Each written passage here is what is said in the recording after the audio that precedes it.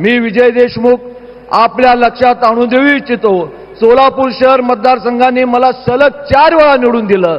आज मी 5व्यांदा तुमच्या सगळ्यांचा आशीर्वाद मागण्यासाठी आज मी तुमच्या समोर उभा आहे.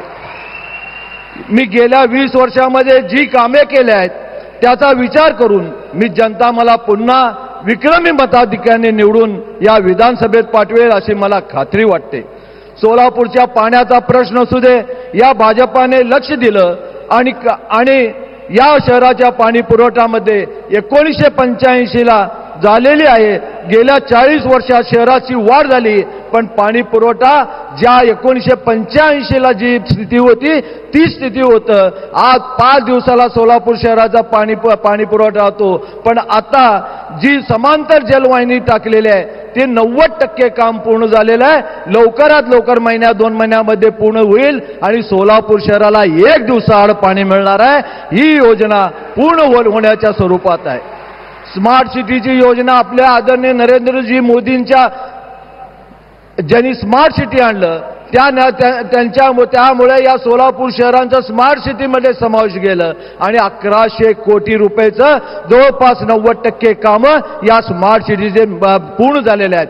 आपल्याला माहिती आहे सोलापूरमध्ये माझ्या मतदारसंघात ज्या ब्रिटिशकालीन ज्या ड्रेनेज लाईन पिण्याच्या पाण्याचे होते ते आज सगळीकडे बदलून सगळीकडे सिमेंटचे रस्ते आणि सगळीकडे आपल्याला मूलभूत सुविधा निर्माण झालेल्या आहे.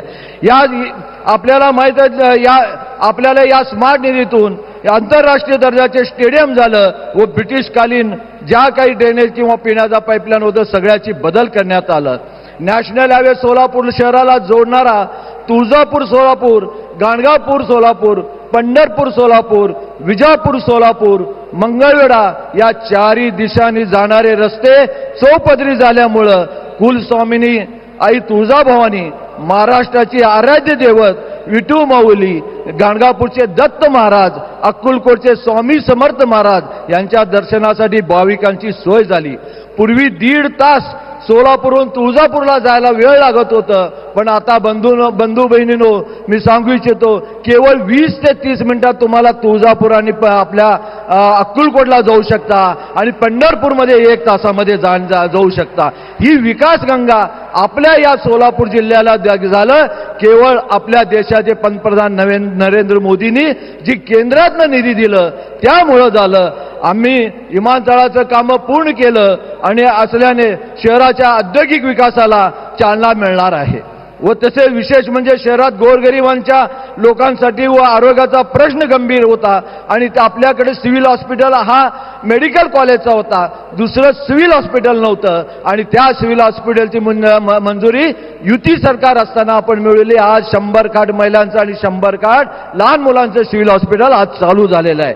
अनेक आपल्या या सर्वसामान्य गोरगरिबासाठी या देशातल्या सर्वसामान्य माणसासाठी केंद्राने आपल्या देशाचे पंतप्रधान नरेंद्रजीभाई मोदींनी अनेक आपल्यासाठी योजना आणल्या. आयुष्यमान भारत योजना, शेतकरी सन्मान योजना, उज्ज्वला गॅस योजना, राष्ट्रीय अन्न सुरक्षता योजना, पंतप्रधान सोयनिधी योजना, पंतप्रधान आवास योजना व तसेच विश्वकर्मा योजना असे अनेक जे आज सांगत बसल्यावर आपल्याला तासभर लागेल एवढ्या योजना आणल्या. या राज्यसभे या आपल्या महाराष्ट्राच्या राज्यामध्ये या आपण माहित आहे कोट्यवधी रुपये सिंचनासाठी खर्च केलं. आपल्याला माहित आहे की आज शेतकऱ्यांचं वीज बिल माफ केलं आणि शेतकऱ्यांना केवळ 1 रुपयामध्ये पीक विमा काढण्याचा आपण बाकीचे पैसे आपण महाराष्ट्र शासन भरतोय. ही योजना आपल्या या देशाचे मुख्यमंत्री उपमुख्यमंत्र्यांनी आपल्या या देशाच्या शेतकऱ्यासाठी आणल्या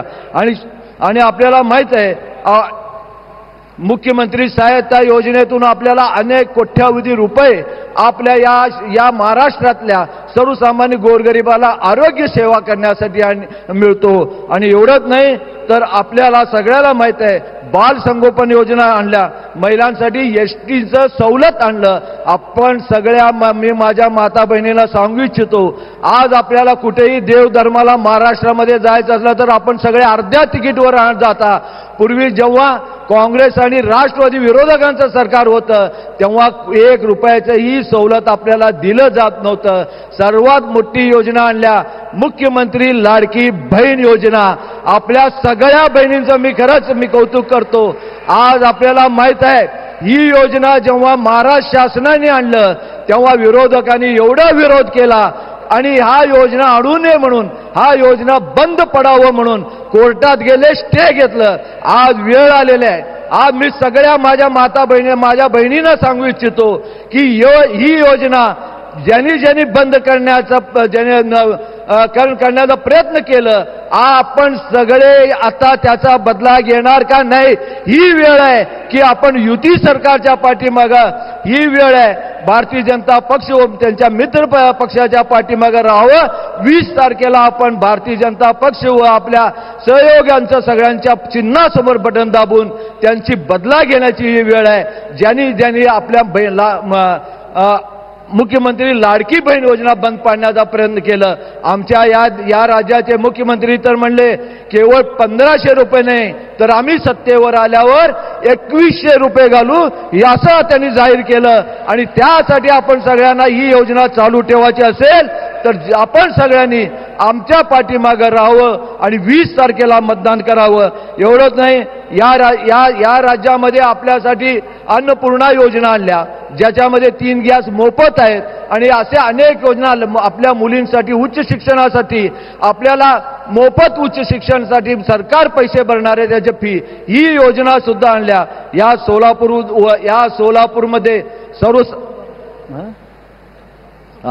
सोलापूरमध्ये सर्वसामान्य गोरगरिबासाठी नगर आणल्या. आपल्या देशाचे पंतप्रधानांनी 30,000 घरांचा संकल्प आलं, त्यातले 20,000 घरं लोकांना देण्यातही आलं. ही योजना सगळ्यात संकल्प योजना आहे. मीही माझ्या मतदारसंघात 5,000 घराचं योजना आणलं आणि तेही काम पूर्ण होण्याच्या सुरुवात झालेली आहे. आपल्याला सगळ्याला सांगू इच्छितो की आपण या व्यासपीठावर भारतीय जनता पक्ष, शिवसेना, राष्ट्रवादी सगळ्या युतीचे आपले या सगळे उमेदवार आहेत. या सगळ्या उमेदवाराला आपल्या सगळ्याला विनंती करतो की जास्तीत जास्त मताने आपण सगळ्यांनी निवडून द्यावं.